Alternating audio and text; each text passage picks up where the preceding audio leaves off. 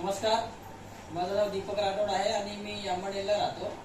मी आरोग्य आणि पोषण सल्लागार आहे आणि गेल्या 1 महिन्यापूर्वी ज्यांना आपण अमृत ज्यूस दिलेला होता, आता बघूया त्यांना काय फरक आलेला आहे आणि पहिले त्यांना काय प्रॉब्लेम होता आणि आता काय फरक पडला ते आपण त्यांच्या तोंडाने ऐकू.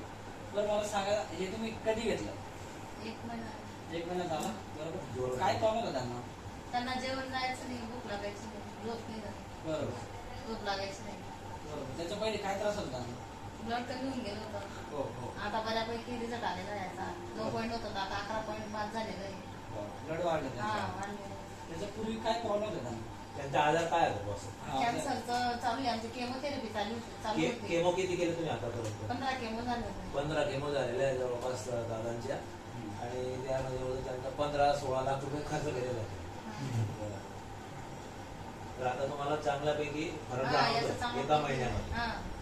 ठीक आहे, थँक्यू, धन्यवाद.